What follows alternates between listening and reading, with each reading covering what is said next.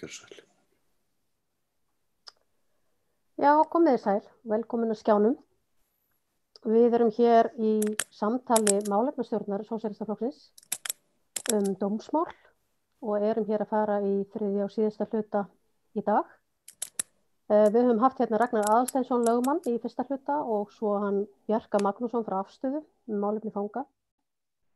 Í þessum þriðja hluta ætlum við að fá hana Hildi Fjólu Antonsdóttur sem er sjálfstæður rannsakandi og hún ætlar að ræða við okkur réttarstöðu brotaþola í kynferðisbrotamálum. Hún er hérna á vegum Stígamóta. Og það verður sami háttur hafður á að með spurningar á eftir endilega að koma inn í mynd ef þið getið en annars getið þið ritað spurningar hérna til hliðar og ég mun bera þær upp. En gefum bara Hildi Fjólu orðið, gjör svo vel Hildi Fjóla og velkomin. Takk kærlega fyrir, takk fyrir að bjóða okkur. Ég ætlaði semst að fjalla réttarstöðu brotaþola og ég er hérna með fullt af slæðum sem ég ætla að setja hérna upp. Svona. Og ég ætlaði að fjalla það var þannig semst að í stjórnarsáttmála núverandi ríkisstjórnar að þá er kveðið á að það eigi að styrkja réttarstöðu brotaþola meðal annars. Og það var forsætisráðherra sem setti saman nefnd semst í kjölfarið sem heitir nefnd heildstæðar úrbætur er varðar málefni í tengslum við kynferðisbrot. Það er eitthvað óþjált titill, ef ég man rétt, það var einhvern veginn þannig. Og þessi nefnd sem sagt var með ýmis verkefni og meðal annars bað mig sem sagt að útbúa greinargerð með leiðum til þess að styrkja réttarstöðu þolenda kynferðisbrota og ég vann þessa greinargerð á grundvelli rannsóknar. Ég var í doktorsnámi og var þar að skoða réttlætis hugtakið út frá sjónarhóli brotaþola í kynferðisbrotamálum og ég vann þessa greinargerð að hluta til á þeim grundvelli. Þannig að ég skilaði af mér þessari greinargerð í maí á síðasta ári. Og hún er núna til meðferðar sem sagt hjá réttarfars nefnd dómsmálaráðuneytisins og það er verið að útbúa að mér skilst frumvarp á grundvelli þessara tillagna. Þannig að í dag ætla ég bara svolítið að fara yfir þessar tillögur og svona fjalla aðeins svona hver hugmyndin er og hvað þetta kemur allt saman. Nú, byrjum við hérna á hvort að Það vil ég koma hérna næsta slæða. Svona já. Þannig ég ætla að byrja því að tala aðeins hvað er réttlát málsmeðferð út frá sjónarhóli brotaþola, aðeins að koma inn á það og svona aðalega þá hvað erlendar rannsóknir hafa líka sýnt. Svo ætla ég að fjalla aðeins réttarstöðu brotaþola á Íslandi eins og hún er í dag og sýtir að það svolítið bara lögin og þá sakamála lögin aðalega. Svo ætla ég að koma aðeins inn á upplifun brotaþola af réttarkerfinu á Íslandi og þá byggi ég á viðtöl. Ég tók viðtöl við 35 manneskjur sem höfðu verið beittar kynferðisofbeldi og þetta voru 32 konur og 3 kallar og ég ætla aðeins að fjalla hvað þau sögðu sína upplifun af réttarkerfinu. Svo ætla ég að fjalla aðeins réttarstöðu brotaþola á hinum Norðurlöndunum vegna þess að víðast hvar á hinum Norðurlöndunum að þá er réttarstaða brotaþola mun sterkari heldur en hér á landi. Svo ætla ég að fjalla aðeins bætur til handa brotaþolum og koma svo inn á þessar tillögur. Þetta eru 15 tillögur sem ég geri í lokin að þessari greinargerð. All right. Réttlát málsmeðferð út frá sjónarhóli brotaþola, má ég sjá hvernig ég fæst þetta til. Að það sem erlendar rannsóknir hafa sýnt og kemur nú vonandi engum hér á óvart er að þolendur kynferðisbrota upplifa oft neikvæð félagsleg viðbrögð í kjölfar kynferðisofbeldis sem ýta þá undir sjálfsásakanir, efa, kvíða, þunglyndi og áfallastreituröskun. Og við erum svona í auknum mæli held ég að fá íslenskar rannsóknir sem sýna fram á þetta líka. Nú ef lögregla, saksóknarar, dómarar og læknar mæta brotaþolum með tortryggni og vantrú getur upplifað það sem annað áfall sem getur einnig átt við ef mál fer fellt niður. Og það er þetta annað áfall sem er mikið fjallað í rannsóknunum, þetta secondary victimization, að þetta upplifa það að fara í gegnum réttarkerfið hefur svo mikil neikvæð áhrif á fólk að það rauninni upplifir það sem annað áfall. Og þá sérstaklega þessar niðurfellingar sem eru mjög algengar í kynferðisbrotamálunum og sérstaklega í nauðgunarmálunum, þar sem mjög fá mál komast nokkurn tíma fyrir dóm, að þá að fá þetta niðurfellingarbréf getur verið alveg ofboðslega alvarlegt fyrir fólk. Nú viðmót fagaðila innan réttarkerfisins og hvernig málið með höndlað því afar mikilvægt fyrir bæði andlega og líkamlega heilsu þeirra sem kæra brot. Nú, hvað það sem skiptir brotaþola máli í réttarferlinu? Og þá þetta, það ekki bara niðurstaða málsins sem skiptir fólk máli, það líka hvernig málinu staðið og það skiptir fólk máli að upplifa að ferlið sjálft sé réttlátt. Og hvað það, réttlátt réttarferli, hvað þýðir, hvernig lítur það út? Og aftur svona sem þessar erlendu rannsóknir hafa verið að sýna, að það í fyrsta lagi að vera mætt af skilningu og virðingu af fagaðilum innan réttarkerfisins, sem fjallaði á ensku svona interpersonal justice. Og svo þetta að fá upplýsingar hvernig réttarkerfi virkar og hvernig málinu miðar áfram innan kerfisins. Þá þetta útlenskunni iðulega kallað svona informational justice, þetta að fá upplýsingar, vita hvað að gerast. Nú svo að hafa val að taka þátt í réttarferlinu og hafa eitthvað máli að segja, eða svona participatory justice, sem skiptir fólk líka miklu máli. Og þetta líka svona upp að öðlast svolítið kannski aftur stjórn á lífi sínu, það ofta brotaþolar að upplifa ákveður stjórnleysi í kjölfar brots, bæði broti sjálft, náttúrulega til þess fallið að svipta fólk svona sjálfsstjórn og þá skiptir fólk oft mjög miklu máli að svona þessi réttarferli sem kom í kjölfarið virka líka þannig að fólk fái tilfinninguna að þessi öðlast einhverja stjórn á lífi sínu aftur. Já, svo ætla ég að koma aðeins inn á réttarstöðu brotaþola á Íslandi eins og hún í dag, svona bara í lögunum. Það þannig á Íslandi að brotaþoli ekki aðili að sakamáli. Einu aðilarnir að málinu ríkið annars vegar og svo sakborningar hins vegar. Brotaþoli hefur í rauninni stöðu vitnis í málinu og hefur þar af leiðandi mjög takmarkaðan rétt til upplýsinga og mjög takmarkaðan rétt til þátttöku. Nú ef að brotaþoli hefur uppi einkaréttarkröfu sem í kynferðisbrotamálunum iðulega miskabótakrafa, að þá hefur hann sömu réttarstöðu og aðili að einkamáli eftir því sem lögin kveða nánar En það sem gerist hér að einkaréttarkrafan hún svolítið fer í annað sæti, það sakamálið, þegar einkaréttarkrafa sett inn í sakamál, þá það sakamálið í fyrsta sæti og reglurnar sem umlíkja sakamálið, þær eru þær sem farið eftir. Þannig að þessi staða sem brotaþoli öðlast í tengslu við einkaréttarkröfuna í rauninni sett í annað sæti og réttindin eru mjög takmörkuð. Nú lögreglu er skylt að tilnefna brotaþolum réttargæslumann ef rannsókn beinist að kynferðisbrotum sem á þá að gæta hagsmuna skjólstæðingsins og veita honum aðstoð í málinu, þar á meðal við að setja fram einkaréttarkröfurnar. Og þetta réttargæslumaðurinn Þetta kom inn í lögum held ég árið 99, þannig að þetta tiltölulega nýtt, eða svona, 20 ára gamalt. En þetta kom mun fyrir til dæmis í Danmörku kom þetta í kringum 1980, sko, og í Svíþjóð held ég 86-7. Nú lögreglu er skylt að leiðbeina brotaþola réttindi hans og tilkynna honum ef rannsókn máls hætt eða það fellt niður með öðrum hætti. Nú ef ákæra er gefin út, skal ákærandi tilkynna brotaþola eða réttargæslumanni hans það.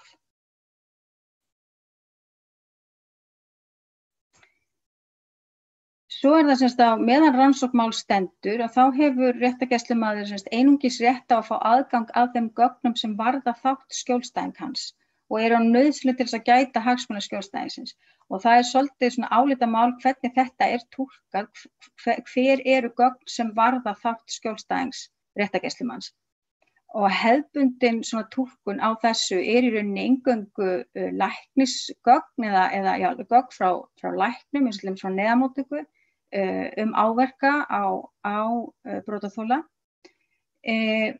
Og síðan skýrsla brotaþola sem brotaþoli gefur hjá lögregluskýrslan. Þannig að þetta svolítið svona þröng túlkun iðulega hvaða gögn þetta eru. Og þetta þýðir að brotaþoli hefur ekki aðgang að gögnum málsins á rannsóknarstigi, eins og til dæmis við hvaða vitni búið að tala við, hver framburður sakbornings í málinu, ykkur önnur gögn sem verið að leitast, sem lögregla reyna að ná eða hafa upp á. Þannig að brotaþoli hefur mjög litlar upplýsingar hvað gerast í málinu á rannsóknarstigi. Nú brotaþolar hafa rétt til að kæra ákvörðun héraðssaksóknara eða lögreglustjóra til ríkissaksóknara og þá ef að málinu vísa frá eða lögregla hættir rannsókn í máli eða saksóknari fellir máli niður, að þá getur brotaþoli sem sagt kært þá ákvörðun þannig að hún sé endurskoðuð. En það sem hér oft gerist að ef það búið að fella máli niður á annað borð, að þá með viðtölum sem ég tók við brotaþola, þá finnst fólki svolítið, þá missir fólk trúna á réttarkerfinu og telur það hafi í rauninni ekkert upp á sig að fara að kæra niðurstöðu.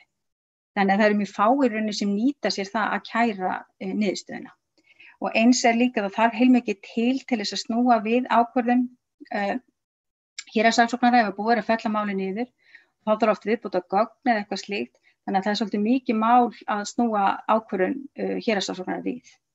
Þannig að fólk upplifir ofta að þetta er bara búið, það hefur ekkert upp á sig að kæra. Nú ef máli fer fyrir dóm það iðulega ákærði sem gefur fyrst skýrslu fyrir dómi og vitni mega ekki hlýða á framburð ákærða til þess að koma í veg fyrir að framburður ákærða hafa áhrif á framburð vitna.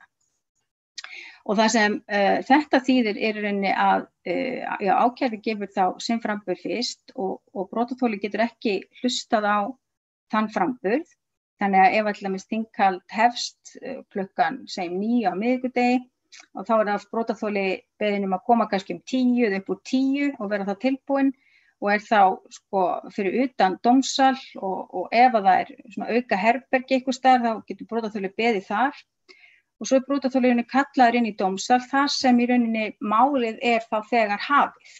Þannig þetta er svolítið svo að koma inn á fund sem þá þegar hafinn og þú veist í rauninni ekkert hvað undan hefur gengið og þekkir engan í herberginu nema þá réttargæslumanni þinn og mögulega sakborning. Og þetta er oft mjög erfiðar kringumstæður að koma inn í, vegna þess að þarna áttu síðan að setjast niður og segja í smáatriðum hvað kom fyrir þig.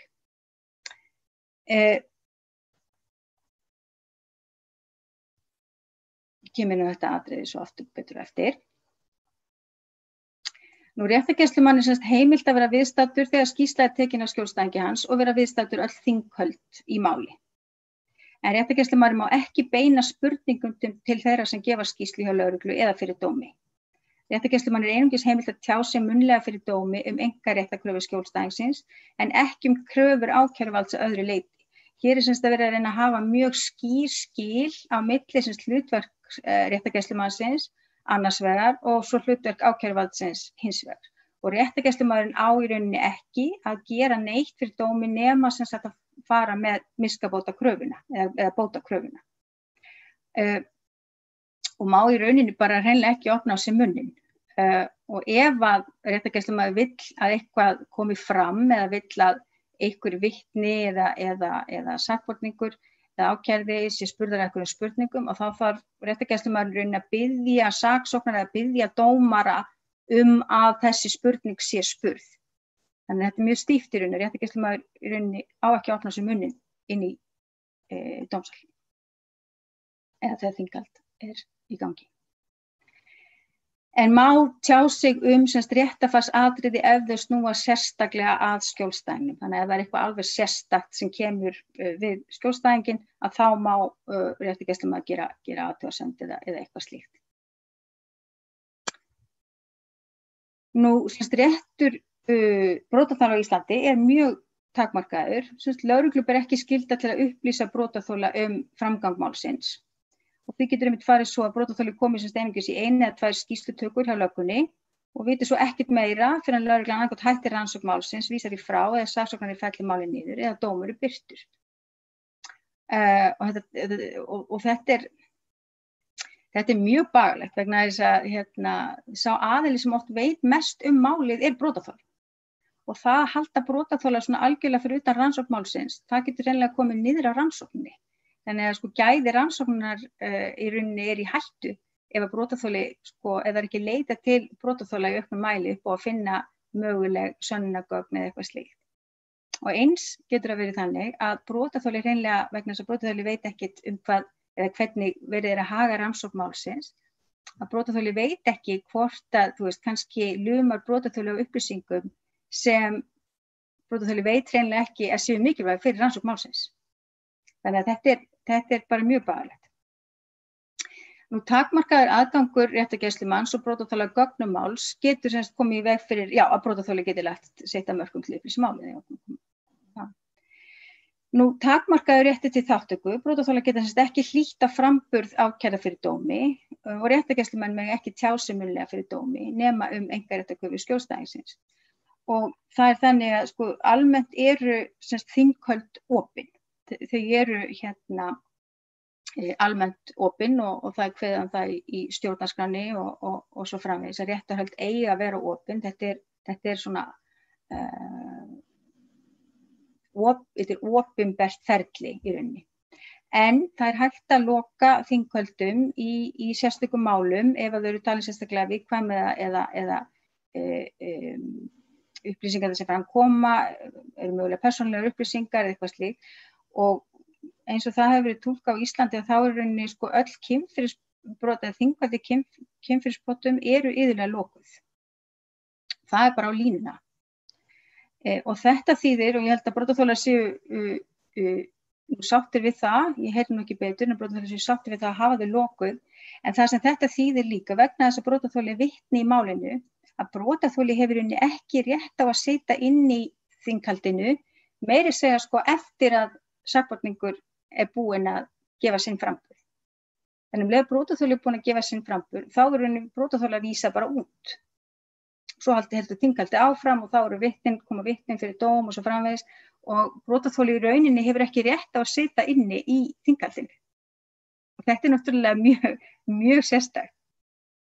Og það hefur reynt á þetta, ég talaði nýverið við dómara sem minntist á þetta og hann sagði að það hafi verið brotaþoli daginn sem hafi beðið að fá að sitja inni og hann þurfti þá sem dómari að spyrja verjandann, í lagi að brotaþoli sitji inni og verjandinn og sakborningurinn sagði nei, við viljum ekki að brotaþoli sitji inni og dómarinn sagði ég þorði ekki að taka sénsinn á að leyfa brotaþoli að sitja inni vegna þess að þetta gæti þá verið einhver konar áfrýjunaratriði eða einhver konar atriði seinna meir Þannig að brotaþola var vísað út þarna.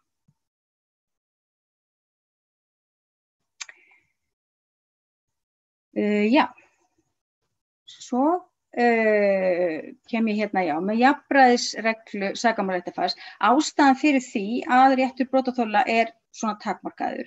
Það kemur sem sagt að jafnræðisreglu sakamálaréttarfarsins og það stendur í greinargerð með frumvarpi til laga um meðferð sakamála að það segir í umfjöllun 46. grein.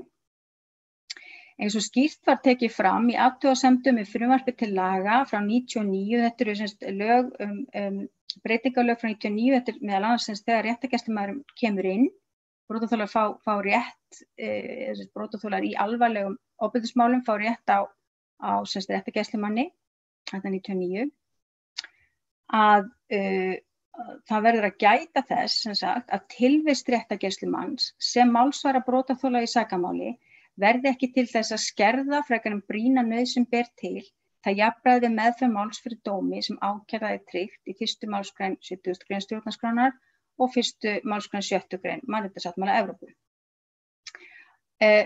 Og hér litið svo á að sakborningur sem stendur höllum fæti í samanburði við ákæruvaldi. Það er litið aðila málsins ákæruvaldi annars og sakborningur hins vegar. Og það er litið svo á að ákæruvaldið, að ríkið, þarna er ríkið að fara af öllum sínum þunga gegn einstaklingi, borgara. Og þess vegna þurfi borgarinn eða hinn ákærði að njóta ýmiss konar réttarfarshagraða til að koma í veg fyrir að saklaus maður verði dæmdur sekur. Og það þessi undirliggjandi ályktun greinilega þarna að leið og þú kemur með annan aðila með aðildastöðu að þá einhvern veginn raskist það jafnvægi. Það einhver svona hugmynd það að bara leið og þú veitir brotaþola aukin réttindi og réttargæslumanni brotaþola að þá grafi það einhvern veginn bara átómatist einhvern veginn undan rétti sakbornings. Og þessa túlkun sem sagt á jafnræðisreglunni, hana má finna í dönskum rétti sem við náttúrulega tökum okkar réttafag kemur miklu leyti úr dönskum rétti og þetta má líka finna í engilsaxneskum rétti. En þetta ekki að finna í þýskum rétti, finnskum rétti, sænskum rétti og nú eru Norðmenn líka búin að breyta svona þessari nálgun hjá sér. Og ég ætla semst að, já, ég kem semst inn á þessa jafnræðisreglu svo aðeins aftur og eftir.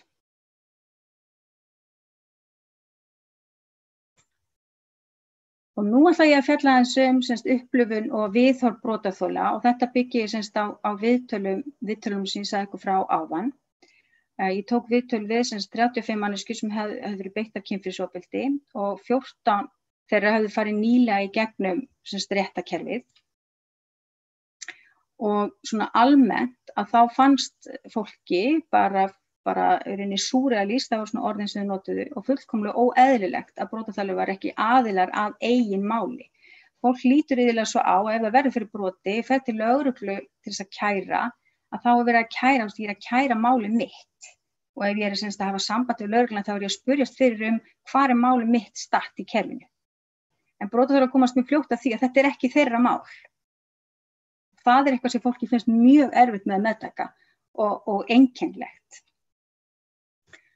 Og hér 34 ára gömul kona sem ég vitna í hér. Hún sagði, maður ekki málsaðili, þannig að það sem kom fyrir mig, það ekki mitt mál. Og mitt hlutverk að vera vitni sem alveg ótrúlega fyrst. Þú veist, talandi out of body experience, maður vitni sem svona utanaðkomandi hugtak fyrir manni og svo líka með manns crime scene, þannig að sem þolandi, þá verður maður dissocier og allt þetta og kerfið í rauninni setur mann svo í svona dissocierandi hlutverk. Þannig að hún svolítið að líka í rauninni ofbeldinu, sem sagt, við í rauninni upplöfunar af kerfinu, þar sem hún svona jöðruð, hennar vilji settur til hliðar í báðum sem situasjón. Svo þetta að vita lítið ekkert framgang lögreglurannsóknar.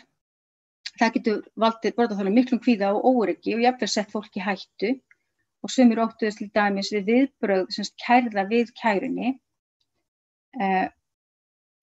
Og það var 24 ára gömul kona sem sagði, hann að fara að leita að mér, hann að fara að hafa samband við mig, alveg pottþétt að fara að segja við mig, ég veit það ekki, hóta mér eða eitthvað, ég vissi bara ekkert hverju ég ætti að búast við. Þannig að þvílíkur kvíðahnútur. Þannig að það þetta bæði að þegar þú kæri málið, og nú það oft náttúrulega þannig í kynferðisbrotamálunum að ofbeldismanneskjan í nærumhverfi brotaþola, getur verið í fjölskyldu, getur verið í vinahóp, bekkjarfélagi, vinnufélagi og svo framvegis. Og það að hafa ekki hugmynd hvort að viðkomandi viti hreinlega að það er búið að kæra. Og annar svona punktur líka, sem sagt, hvenær hann búinn að fara í skýrslutöku. Það líka svona punktur sem brann mikið af fólki, að fá að vita, hann búinn að fara í skýrslutöku, hvað var hann að segja í þessari skýrslutöku. Nú svo það niðurfellingin, hún getur haft gríðarlega alvarleg áhrif á brotaþola og getur valdið fólki bara miklum álitshnekkji í fyrsta lagi og svo haft líka áhrif á félagslega stöðu og heilsufar fólks. Og hér 46 ára gömul kona, hún sagði, fyrstu viðbrögðin eftir niðurfellinguna voru bara rosaleg reiði, en síðan bara koðnaði niður. Þetta var síðan einhvern veginn svo staðfesting á því, hann hefði mátt þetta. Þarna gjörbreyttist mín heimsmynd bara. Þetta hefði meiri áhrif á mig heldur en nauðgunin sjálf. Mér finnst hræðilegt að segja það, en það var þannig þá. Og hann notaði niðurfellinguna frá ríkissaksóknara sem staðfestingu á því að hann væri saklaus. Þannig að þessi niðurfelling graf alvarleg og ofboðslega algeng í kynferðisbrotamálum og þá sérstaklega í nauðgunarmálum.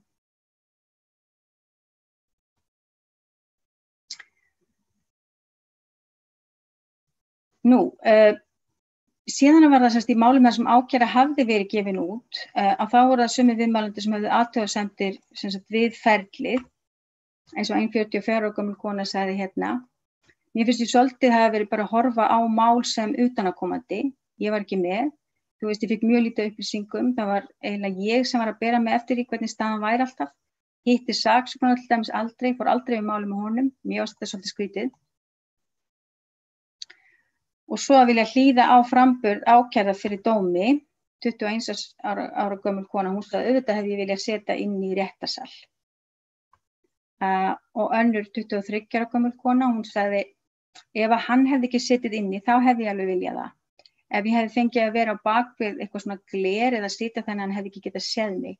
Ég held að það hefði verið alveg rosalega gott eitthvað, bæði að sjá hvernig allt fór og hvernig hann að haga sér. Þetta náttúrulega algengt að brotaþolar vilja oft ekki vera náttúrulega inn í sama rými og sakborningar, þannig að þá er náttúrulega spurningum að reyna kannski finna einhverja leið með það að það geti fylgst með réttarhöldunum án þess að sitja inn í sama rými og sakborningur. Nú 33 ára gömul kona, hún sagði líka mér finnst að ef ég vil heyra hans framburð þá ég bara fá það, af hverju fær hann að heyra minn? Það svona þessi hugmyndum sem eitthvað svona jafnræði, að það sé einhvern veginn, einhvers konar upplifun að það sé einhvern veginn ferli sé jafnt að einhver leyti. Svona basic hugmyndum svona réttlæti. Og svo það að fá að hafa rödd í ferlinu og hérna 21 ára gömul kona sem fór, hennar mál fór fyrir dóm. Og hún lýsir hérna, hún segir, þegar í raun yfirheyslan að klárast í réttasalnum, að þá hérna bregður hún sér í gervi dómarans. Þá segir dómarinn, vill saksóknari bæta einhverju við, vill verjandi bæta einhverju við, viljið þið hinir dómararnir bæta einhverju við? Nei, ok, fínt, þá þetta búið. En þú veist hvað með mig? Ég skipti engu máli, þú veist, ég þarf ekki að bæta neinu við. Þannig að það alltaf þessi tilfinning að vera utan við þetta ferli einhvern veginn. Og svo það að hafa stöðu, hafa formlega stöðu í ferlinu. Hérna segir 33 ára gömul kona, af hverju er réttindastaða sakbornings hærri en mín? Af hverju getur ríkið ekki gefið út ákæruna og staðið bak við það og ég verið eins og sameigandi á bíl, nafni mitt, og ég hafi jafna réttindastöðu eins og ríkið hefur sem kærandi. Af hverju ekki? Það var skaplega lógískt. Og hérna hún í raun að lýsa réttarstöðu brotaþola í Þýskalandi, Finnlandi, Svíþjóð og núna í Noregi fyrir hluta brotaþola þar. Og hérna, nú ætla ég að fara með í hvernig málum háttað á hinum Norðurlöndunum. Að í Finnlandi og Svíþjóð, þá eiga brotaþolar rétt á að gerast aðilar að sakamálinu og almenna réttur þess að hefði einkarefsimál ef saksóknari ákveður að láta málið niður falla. Réttindastaða er mjög sterk, sérstaklega í Finnlandi. Nú í Noregi, Danmörku og Íslandi hafa brotaþolar þá móti réttarstöðu vitnis og einungis rétt á að hefja einkarefsimál í fáum tilteknum brotaflokkum. Og nú ég ætla að fara betur út í það eftir, en Norðmenn árið 2008 að þá breyttu Norðmenn heilmiklu hjá sér og bættu réttarstöðu brotaþola í alvarlegum málum og þar á meðal kynferðisbrotamálunum. Og þannig að þar hefur orðið tölubreyting á. En á öllum Norðurlöndum hafa brotaþolar rétt á að leggja fram einkaréttarkröfu í málinu og þá aðild að kröfunni, en réttindin sem þeir hljóta sem aðilar að þeirri kröfu eru mjög mismunandi milli landa. Nú á öllum Norðurlöndum hafa brotaþolar í kynferðisbrotamálum rétt á þjónustu réttargæslumann sem þá greidd af ríkinu, en hlutverk réttargæslumanna er þá með ólíkum hætti vegna þess að staða skjólstæðinga þeirra er með ólíkum hætti. Aðeins nánar með Finnland og Svíþjóð. Nú brotaþoli getur öðlast fulla aðild að sakamáli annaðhvort með því að gerast viðbótar saksóknari í málinu eða með því að leggja fram einkaréttarkröfu. Og brotaþolar hafa þá rétt til þess að leggja fram eigið ákæruskjal, leggja fram sönnunargögn, spyrja ákærða og vitnisspurninga og áfrýja máli. Og í Finnlandi er almennt litið á brotaþola sem málsaðila frá upphafi og hafa þeir aðgang að gögnum máls á rannsóknarstigi. En í Svíþjóð hafa brotaþolar ekki aðgang að gögnum máls á rannsóknarstigi og geta ekki öðlast aðild að málinu fyrr en saksóknari ákveður að gefa út ákæru. Þannig að réttarstaða brotaþola á lögreglustigi mjög sambærileg bara á Íslandi og Danmörku, í Svíþjóð. Nú, svo var það hún Anne Robberstad, hún sem sagt norskur lagaprófessor og hún hefur verið að gagnrýna það hvernig sem sagt þessi vestnorrænu lönd, Noregur, Danmörk og Ísland, hvernig við höfum verið að túlka jafnræðisregluna sem ég var að fjalla áðan. Og hún svona fjallar það hvernig þessi undirliggjandi hugmynd sú einhvern veginn að ef að brotaþola veitt aðild eða réttur brotaþola aukinn að einhver leyti, þá ógni það þessu valdajafnvægi á milli málsaðila. Og þá séu sem komið 2 á móti 1. Þetta sem iðulega í bæði dönskum og normenn voru líka með þetta 2 mót 1. Að þá komin ójafn leikur, það komin saksóknari og brotaþoli 2 á móti sakborningi. En Robberstad sem sagt gagnrýnir þessa túlkun á jafnræðisreglunni og hún segir að byggja á þeirri hugmynd að réttarhöld sé eins konar einvígi eða barátta eða íþróttaleikur. Og það sé einhvern veginn 2 lið að keppa og verða að hafa jafn marga liðsmenn til að vera jafn sterk. Og þetta í rauninni rangtúlkun og hún færir í rauninni mjög góð rök fyrir því og fer yfir greininga á dómum Mannréttindadómstólsins og sýnir fram á að jafnræðisreglan kom ekki í veg fyrir að það megi styrkja réttarfarslega stöðu brotaþola svo lengi sem réttur ákærða sé ekki skertur. Það með talin þá réttur til að tjá sig, andmælaréttur og þagnarréttur og bara öll réttindi sem sakborningar hafa. Þannig að í kjölfar hennar vinnu í rauninni að þá réttarstaða brotaþola styrkt í Noregi árið 2008. Og stærstu breytingarnir eru þær að nú ber lögreglu ákæruvaldi að upplýsa brotaþola framgang málsins, sem láta brotaþola reglulega vita hvað að gerast í málinu.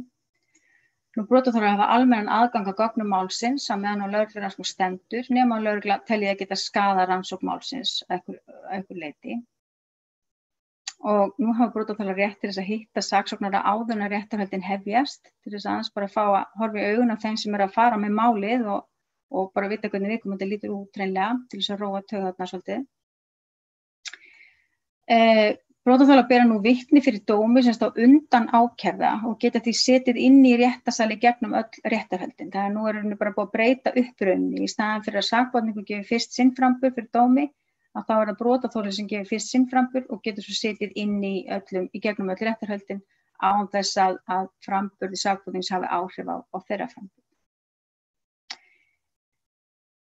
Nú brotaþoli hafa rétt á að taka þátt í réttarhöldunum í gegnum réttargæslumann sinn, það með talið að leggja fram viðbótarsönnunargögn, spyrja ákærða og vitni viðbótarspurningar og eftir saksóknara og verjanda og hafa rétt til þess að ávarpa dóminn áður en réttarhöldum lýkur. Þannig að nú þeirra þáttökur réttur að búið að auka hann til muna í Noregi. Og þessar breytingar það var gerð mjög viðamikil skýrsla, eins og hann Ragnar kom inn á áðan, hvernig gert við á Norðurlöndunum að þegar það að fara út í lagabreytingar að þá eru gerðar setta saman nefndir með fólki úr öllum áttum og iðulega skrifa mjög veigamiklar og efnismiklar skýrslur. Og þessi skýrsla mjög fín, þessi norska frá 2006 sem sagt ber með sér þessar lagabreytingar sem gengur svo í gegn 2008. En þar kemur annars fram sem sagt brotaþolar hafa lögmæta hagsmuni af því að málið sé upplýst og hinn seki sé látin taka ábyrgð á brotinu sem felur þá í sér að þeir hafa réttmæta þörf til að gæta þeirra hagsmuna á meðan að málsmeðferð stendur. Nú aukin réttur brotaþola til þátttöku í réttarferlinu ógnar ekki rétti ákærða til að tjá og verja sig. Réttarhöldum í sakamáli ekki hægt að líkja saman við íþróttaleik. Í sakamáli engir sigurvegarar. Markmið sakamála að komast að réttri niðurstöðu, jafnframt því að tryggja réttaröryggi þeirra sem að málinu koma. Þannig hérna breyta normin svolítið kúrs og viðurkenna það að sjálfsögðu hafa brotaþolar hagsmuna að gæta í málaferlinu og eiga þá réttin, það verður að gera þeim kleift að gæta þeirra réttinda. Nú í skýrslunni kemur líka fram að mikilvægt sé að tryggja borgaraleg réttindi brotaþola að í nútíma samfélagi það grunnskilyrði fyrir góðri og trausti málsmeðferð að einstaklingar fái upplýsingar mál sem þá varða fá að hafa eitthvað þau að segja. Og sakamál geta ekki verið undanskilin þeirri reglu. Nú ef staða brotaþola ekki styrkt hætta á að réttarkerfið detti úr takti við réttarvitund almennings sem getur þó grafið undan trausti á réttarkerfinu. Þannig að, já, Norðmenn breyta þetta kúrs. Hérna ég með svona töflu þar sem ég tók út svona nokkur atriði sem einkenna réttarstöðu brotaþola í hverju Norðurlandi fyrir sig, allan þessi 5. Og sem sagt, svona til þess að draga saman, að í Finnlandi eru brotaþolar í rauninni, það litið af brotaþolar sem aðilar máli frá byrjun. Finnar ekki að velta mikið fyrir sér. Í rauninni þurfa brotaþolar svona sækja að gerast aðilar, en í Finnlandi þetta rauninni bara litið svo á að brotaþoli sé aðilar máli. Og Finnar líta líka svo á að þú getur ekki upplýst mál ef að brotaþoli ekki aðilar málinu, ef að brotaþoli hefur ekki virkan svona, tekur virkan þátt í svo rannsókn málsins og svo framvegis. Nú brotaþolar hafa aðgang að gögnum á rannsóknarstigi og rétt til þess að leggja fram sönnunargögn, spyrja spurningu og ávarpa dómi og rétt til að áfrýja. Og í Svíþjóð þetta mjög sambærilegt nema á lögreglustigi hafa þeir takmarkaðan aðgang að gögnum vegna þess að aðildarstaðan kikkar ekki inn fyrir en sem gefin út ákæra. Nú í Noregi eru brotaþolar vitni með þó aðgang að gögnum og svo það réttargæslumaður hefur rétt til þess að leggja fram viðbóta sönnunargögn, spyrja viðbóta spurningar fyrir hönd skjólstæðingsins og brotaþoli má ávarpa dóminn en hefur ekki rétt til þess að áfrýja. Og svo það Ísland og Danmörk, við erum mjög svipuð, þar eru brotaþolar vitni með takmarkaðan aðgang að gögnum og brotaþoli hefur ekki rétt á að hlýða á framburð ákærða og réttargæslumaður hefur einungis rétt til að tjá sig kröfuna og það ekki áfrýjunarréttur. Þannig að eins og Robertstad segir einhvers staðar að það eru Ísland og Danmark eru í jumboplats í þessu. Og svo aðeins að bótarétti brotaþola, að það náttúrulega, eins og ég held við vitum, að fákynferðisbrot enda með sakfellingu og mjög sjaldgæft að brotaþola stefni gerendum í einkamáli. Og því aðeins mjög lítill hluti brotaþola sem fær bætur vegna afleiðinga brotsins, en það geta verið bæði víðtækar og langvinnar. Og við erum alltaf að fá betri og betri rannsóknir hversu miklar afleiðingar það geta verið, bæði á heilsufar, félagslega stöðu og efnahagsstöðu og svo framvegis. Nú það hægt að styrkja bótarétt brotaþola með eftirfarandi hætti og ég ætla nú ekki að fara þarna í fyrsta atriði, það svona meira álitamál og svona eina atriði sem ég svona legg ekki beinlínis til að vera gert, þetta svona frekar bara að vera kannað, þannig að ég ætla ekki að fara út í það hér. En í öðru lagi lækka sönnunarkröfu bótanefndar og tryggja rétt brotaþola á gjafsókn, ég ætla aðeins að fara betur út í það. Að hvað varðar aðgengi brotaþola bótum frá ríkinu, að samkvæmt lögum bótanefnd, þá ríkissjóði ætlað að greiða bætur vegna tjón sem leiðir af broti á almennum hegningarlögum. Og því metur bótanefnd hvort tjónið sem ræðir sé afleiðing á refsiverðum verknaði. En það sem bótanefnd gerir, hún miðar við sönnunarkröfu í sakamálum, en ekki í einkamálum. Og það því sjaldan ástæða fyrir brotaþola að sækja bætur hjá bótanefnd ef mál þeirra hefur verið fellt niður eða ákærði sýknaður fyrir dómi. En eftir að maður reglur til dæmis norsku bótanefndinar þær að það eru mun lægri sönnunarkröfur hjá bótanefndinni norsku. Og þá miðað við þessi talið afar líklegt að brotaþoli hafi orðið fyrir tjóni í staðins að nota sönnunarkröfu refsiréttar þar sem það þarf að vera hafið yfir skynsamlegan vafa. Og þetta þýðir að sem sagt þegar mál brotaþola í Noregi eru til dæmis felld niður að þá svona átómatískt næsta skref að sækja bætur hjá bótasjóði, norska bótasjóðunum. Og það eru ágætar líkur á því að fá bætur þó svo að máli hafi verið fellt niður vegna mögulega ónæra sannana eða eitthvað slíkt. Þannig að bótarétturinn mun sterkari í Noregi heldur en á Íslandi. Nú svo það spurning aðgengi brotaþola að gjafsókn, að það mjög sjaldgæft að þolendur í kynferðisbrotamálum sæki rétt sinn með því að höfða einkamál. Og þegar maður lítur á gjafsóknarmálin, hvaða gjafsóknar umsagnir gjafsókn koma inn til gjafsóknarnefndar, að það til dæmis mjög algengt að í sem sagt bara ofbeldisbrotum öðrum en kynferðisbrotamálum að þar sé fólk síðan að sækja gjafsókn til þess að fara í einkamál gegn gerandanum en ekki í kynferðisbrotamálum. Þannig einhverju þetta vegna sækir fólk sem hefur orðið fyrir kynferðisbroti ekki gjafsókn til þess að fara í einkamál en þeir sem hafa orðið fyrir annars konar ofbeldisbrotum gera það í auknum mæli.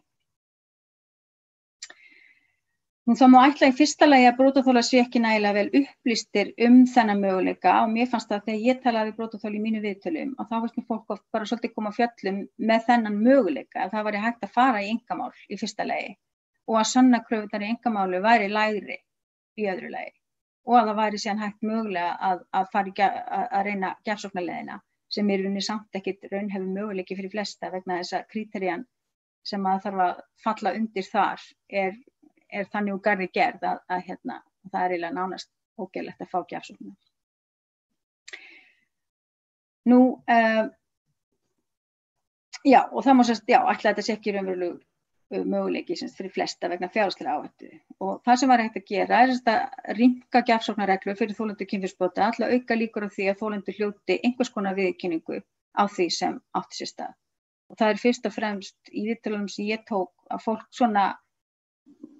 það var svolítið flókið mál hvað var að fá þessa bætur, að fá pening út af það að hafa orðið fyrir kynferðisbroti og það var mjög viðkvæmt fyrir mörgum og fólk upplifði það ekki endilega sem réttlæti en aftur á móti viðurkenningin. Það að sé eitthvað opinbert batteri að dómstólar hafi opinberlega viðurkennt það að maður hafi orðið þarna fyrir ranglæti og tjóni og það er það sem skiptir fólk mjög miklu máli.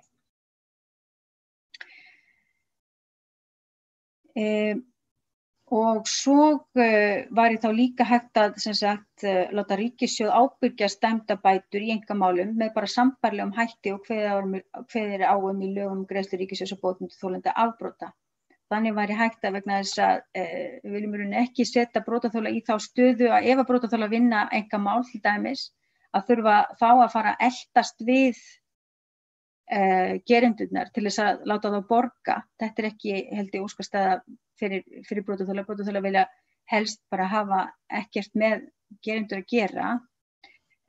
Þannig að þá er það spurningum að ríkissjóður bara ábyrgist bæturnar. Þannig að brotaþola getur þá bara snúið sér að ríkinu og fengi þá allavega ákveðið svona lágmark greitt þar og að ríkið sæi svo að rukka tjónvaldinn.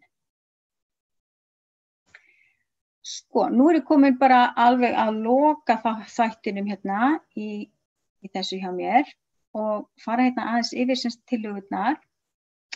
Svona almennt séð er verið að leggja til að brotaþolar fái aðild að sakamálinu eða fái flest þau réttindi sem aðilar máls hafa eins og tíðkast víða á Norðurlöndunum hinum.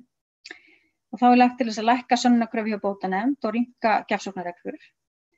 Og svo þarf að tryggja að brotaþolar sé ekki mismunað að neinu leyti og vísa í tilskipun Evrópuþingsins og ráðsins varðandi það hvernig sérstaklega varðandi að tryggja að brotaþolar sé ekki mismunað.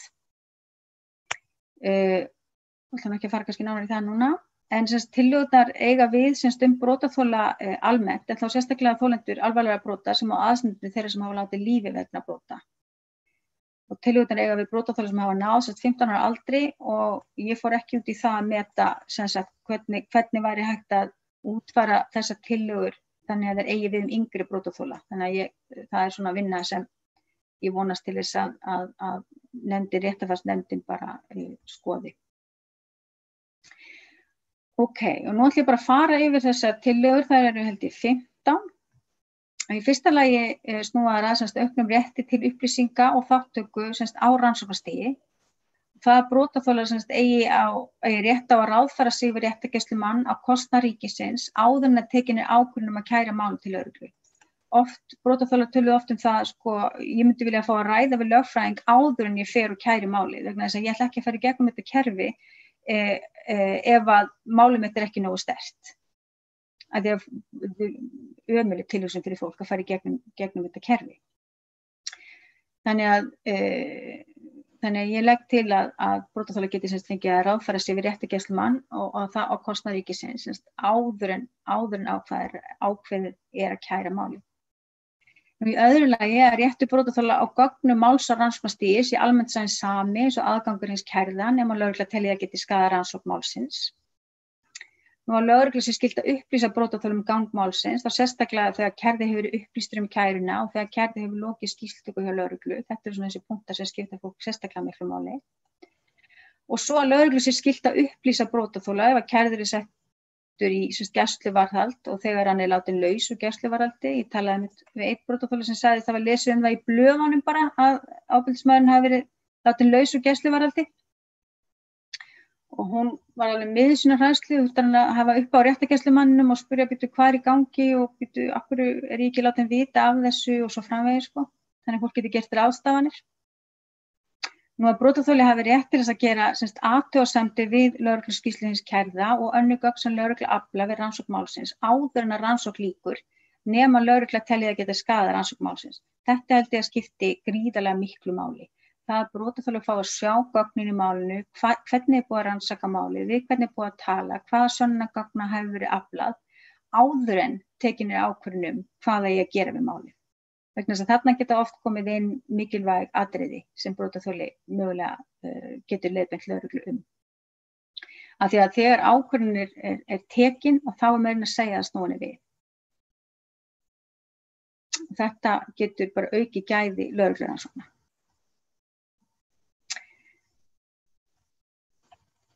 Nú, svo við förum hérna í annan þáttinn, þá það aukin réttur til upplýsinga og þátttöku á ákæru og dómstigi. Það í sjötta lagi að brotaþola sé boðið að vera tilkynnt niðurfellingu máls í viðtali við fulltrúa embættis héraðssaksóknara og hér ég að vísa í tilraunaverkefni lögreglustjórans á Norðurlandi eystra og þau gera svona tilraunir sem fólki var boðið í staðinn fyrir að fólk fái bara þetta kalda bréfin lúna þar sem fólki tilkynnt að búið sig að fella máli niður, að brotaþola sé boðið að mæta fund og hitta þar manneskju, fulltrúa embættisins, sem útskýri fyrir fólki af hverju máli var fellt niður. Og þetta svona gæti kannski nýtt aðeins þessa miklu svona höfnunartilfinningu sem fólk upplifir þegar málið að fellt niður. Fólk missir svolítið trúna bara á samfélagið. Eitt að vera fyrir broti, annað að upplifa að samfélagið standa ekki með manni.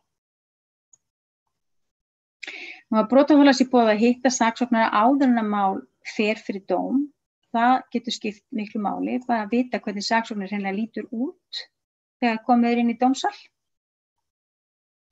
Nú að brotaþoli beri vitni fyrir dómi semst á undan ákærða og gert sér ráð fyrir að brotaþoli sitji í réttarsal í gegnum réttarhöldin ásamt réttargæslumanni sínum eða fylgist með réttarhöldunum í hljóðamynd í gegnum fjárbúnað. Og svo að brotaþoli eða réttargæslumaður hans hafi rétt til að leggja fram viðbótarsönnunargögn, spyrja ákæruvitni viðbótarspurninga og koma með athugasemdir og eftir saksóknaraverjanda. Og svo að brotaþoli hafi rétt til að ávarpa dóminn áður en að réttarhöldum lýkur og hafi rétt til að áfrýja dómi. Nú, þriðji þátturinn í þessu aukin rétt til upplýsinga að dómi loknum. Það fangelsyfirvöldum beri skylt að upplýsa brotaþola ef hann svo kýs. Það ekki allir sem vilja vita það, en sumir vilja vita það. Þegar hinn dæmdi hefur afplánun refsingar, fær leyfi úr fangelsi, fluttur í opið fangelsi, hlé gert á afplánun hans, strýkur úr fangelsi, færður á áfangaheimili, afplánar refsingu undir rafrænu eftirliti eða lýkur afplánun. Og heimilt sé að veita brotaþola frekari upplýsingar afplánun fanga ef brýnir hagsmunir hans þykja mæla með því. Til dæmis eins og í ofbeldi í nánum samböndum. Það getur skipt fólk miklu máli, brotaþola miklu máli að vita hvað að gerast, hvað að frétta af gerandanum. Svo það þetta með aukið aðgengi að bótaréttinum og ég var nú búin að taka þarna 13. leiðin út, hann svona meiri svona pælingar sem ég ætla kannski ekki að fara í hér. Nú í 14. lagi að bótanefnd miði við lægri sönnunarkröfu í stað þess að miða við sönnunarkröfu í sakamálum. Það 14. liðurinn. Og svo að brotaþola hafi rétt á gjafsókn og ríkissjóður ábyrgi standa bætur í einkamálum með sambærilegum hætti og kveður á lögum greiðslu ríkissjóðs af bótum til þolenda afbrota. Já, þetta eru tillögurnar og nú hef ég lokið mínu máli. takk fyrir þetta Hildur. Herðu, nú langaði mig að vita, eru hér einhverjar spurningar? Ég kannski fæ að aðeins að biðja að fara aftur. Ég náði þarna orðinu réttlætishugtak. Já. Skýrðu það aðeins betur fyrir mig, hvernig það kemur inn í? Já, réttlætishugtak, já, það kemur svolítið inn á, sem sagt, þessi doktorsrannsókn mín, lykilspurningin í doktorsverkefninu mínu var sem sagt þessi, hvað réttlæti að mati brotaþola í kynferðisbrotamálum? Hvernig lítur réttlætið út? Hvernig gæti réttlætið lítið út? Og ég geng svolítið út frá því að réttlætið sé nánast óínáanlegt þegar kemur að kynferðisbrotunum allavega. Og þess vegna langaði mig svolítið að spyrja sem sagt fólk sem hefur verið beitt kynferðisofbeldi, hvað finnst þér, hvernig gæti réttlætið litið út af þínu mati? Þannig að já, og það bara ofboðslega áhugaverðar pælingar og flóknar. Og annað, með þetta tilraunaverkefni þarna fyrir norðan, eitthvað búið að taka það út eða? Já, það var tekið út, það var held í Háskólinn á Akureyri sem, það var svona rannsóknar þáttur held í innbyggður í verkefnið og ég veit allavega eitt mastersverkefni sem vann úr þessum niðurstöðum. Þetta var enda bara lítið svona úrtak, það voru held ég, ef ég man rétt, það voru held ég 4 manneskjur sem hefði verið tilkynnt bréflega niðurfellingu og svo 4 sem hefði verið tilkynnt sem sagt af fulltrúa embættisins. Og það kom miklu betur út að fá að vera tilkynnt þetta í persónu, á persónulegan hátt og fá að spyrja spurninga og hérna. Og þetta held ég að sé almennur vilji hjá lögregluembættunum að taka þetta upp, ég held það. Ok, flott. María, þú vildir fá orðið, gjör svo vel. Já, takk. Herðu, takk kærlega fyrir þetta. Þetta mjög áhugavert og þetta svo furðulegt eiginlega. Maður eiginlega bara svo hissa hvernig þetta fungerar. En mér langaði aðeins að spyrja líka því ég náði því ekki einhvern veginn alveg beint hvort að er þessi munur til dæmis það að brotaþoli geti ekki hlusta á vitnisburð ákærða á þetta við í öllum ofbeldismálum eða bara kynferðisbrotamálum? Þetta á viðrunni kemur inn, jú, sko, það að sakborningur gefi fyrst sinn framburð fyrir dómi, það held ég eigi við bara, það bara almennt í okkar íslenska réttarkerfi, þannig þá háttur hafður á.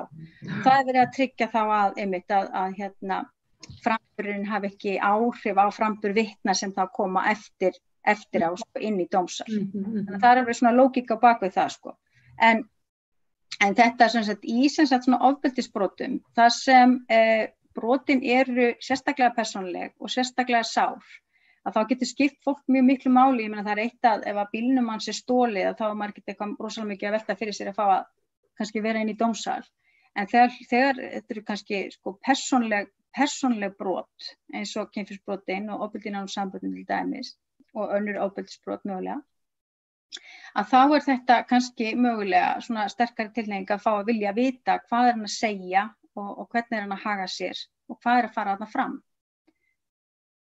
Já, ég að svara spurningunni? Já, það ekki María. Nei, þú talar þá náttúrulega sterkari vilji til að vita, en það þannig, eru reglurnar þannig alltaf yfir öll þessi mál, hvort sem það kynferðisbrotamál eða almennt ofbeldi? Já, það bara í rétti, já.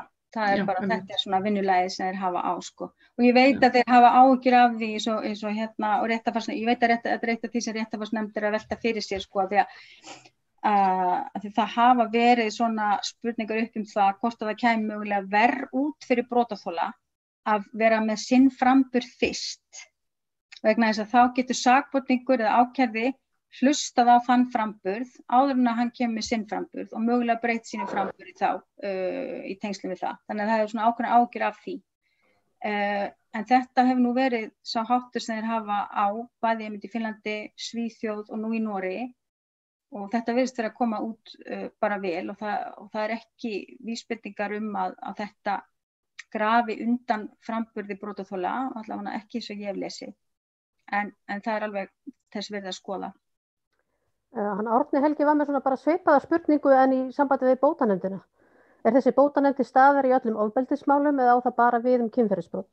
Í öllum bara sem þetta bara ef þú hefur orðið fyrir broti sem fellur þá undir hegningarlögin og þá held ég að já, hvort þessu öll brot ég nú ekki alveg sem þessu endilega öll brot en jú, alveg þorri þessara brota. Þorri ofbeldismála. Já. Ofbeldi. Já, gjör svo vel Árni, já.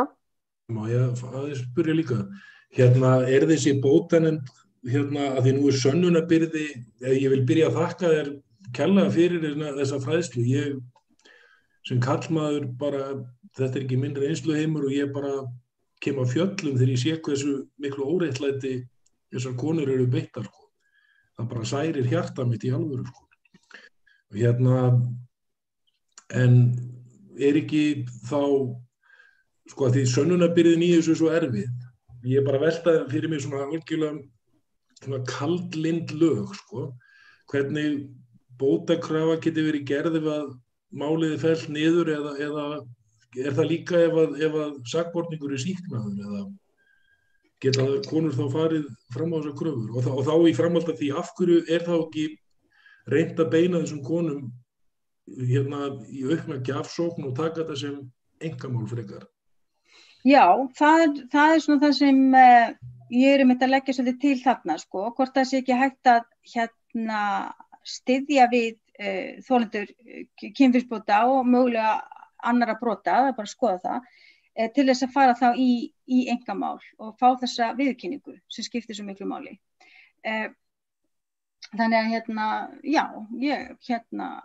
en eins og staðan í dag að þá við erum með mjög fá dæmi þess að fólk sem brotaþolar í kynferðisbrotamálum fari í einkamál gegn. Það var líka annað að ef að sakborningur sýknaður eða málið látið niður falla, að láta niður falla ekki það saman úr sýknun náttúrulega. Nei.